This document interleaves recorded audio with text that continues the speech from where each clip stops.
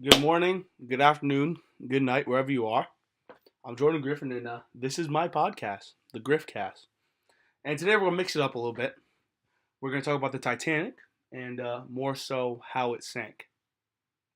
So, for years after the disaster, there was little no doubt about how the Titanic sank. Obviously, everybody knows it was an iceberg, but it was the most luxurious, the biggest cruise liner of its time. And it crashed into an iceberg on its very first voyage. You know, So when it sank, it took more than 1,500 lives out of the 2,200 passengers, and many experts believe that obviously the iceberg was the main reason why the ship sank. There are many other precautionary reasons why the Titanic did sink once it hit that iceberg. So one of the first reasons why is the ship may have been going too fast. The max speed of the ship was 23 knots, and the ship at the time was going 22 and a half knots. So that was very fast to be going through such a big field of ice. They were going through a huge body of water with ice everywhere. And you can't tell how big some of these icebergs are as they'll go all the way down, miles down to the ground. So obviously, the ship was going so fast, and that was one of the reasons maybe why the ship was so damaged so much by the iceberg. So naturally, the captain of the ship was Captain E.J. Smith, and he was definitely blamed for going so fast. And some believe that Smith was trying to going so fast because he was trying to better the crossing time of Titanic's White Star sister ship, the Olympic. However, in 2004, engineer Robert Eisenhigh argued that the speed Smith was going at such a high speed to control a fire that was going on in the ship's coal bunkers. So another reason that is not talked about much when talking about the Titanic sinking is the effect that nature had on the sinking. And there was about two studies done in 2012, so about 100 years after the sink, and both these studies suggested that nature played a key role in the ship's terrible fate.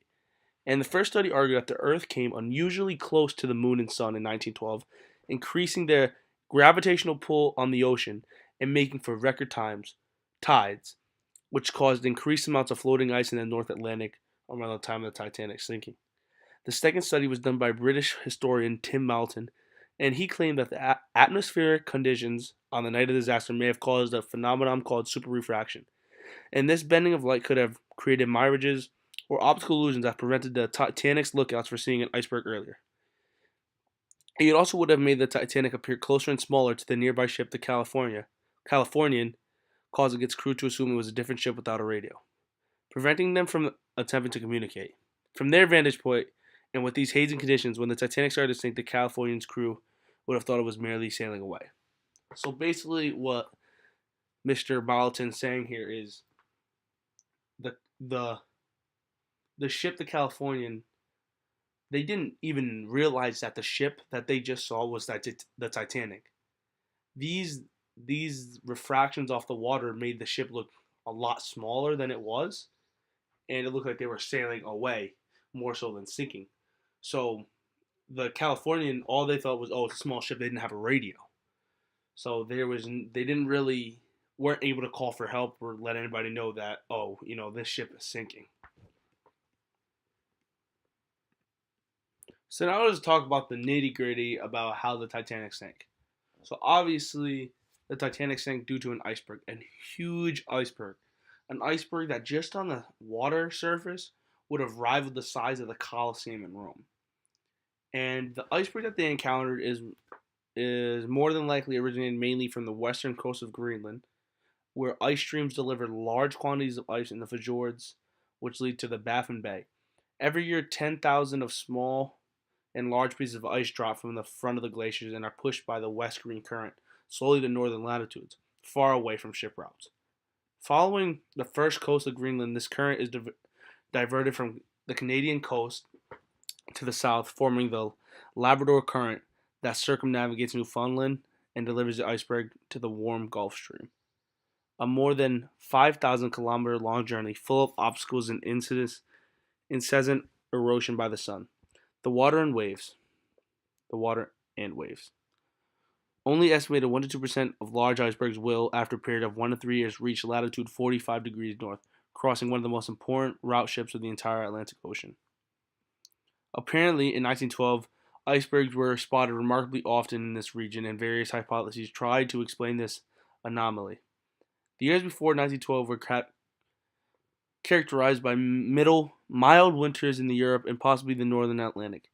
It was therefore speculated that the relatively warm temperatures increased the melting rate and activity of the calving glaciers on Greenland.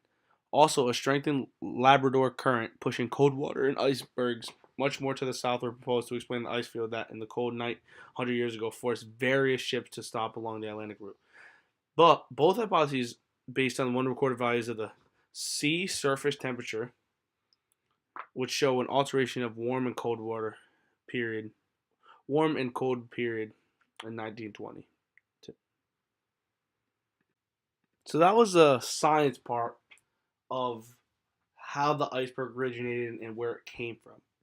Here are some other precautionary reasons, like I stated before, that could have, if they were to happen, could have avoided the iceberg.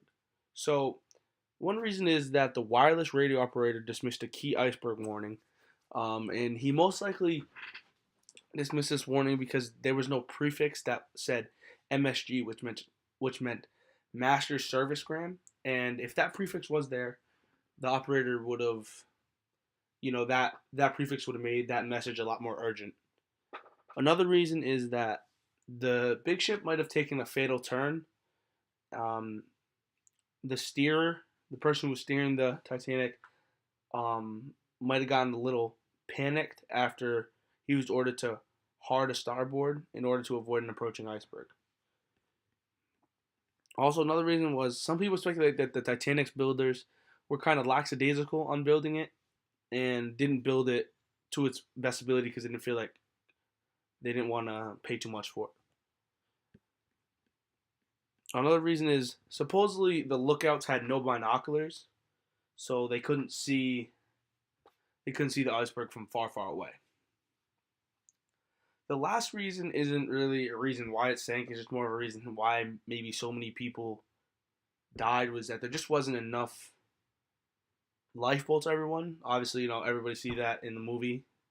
But obviously, this is a lot more than the movie, and I think the movie doesn't do justice to really how catastrophic this was.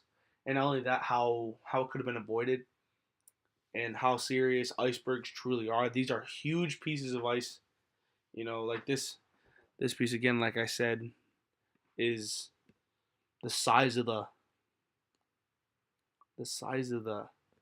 Coliseum. And that's pretty big, if you ask anybody. Here are some more fast facts you could say about the sinking of the Titanic. So, the number of iceberg warnings the Titanic received before the collision was 6. And that's pretty alarming considering, even one should be enough.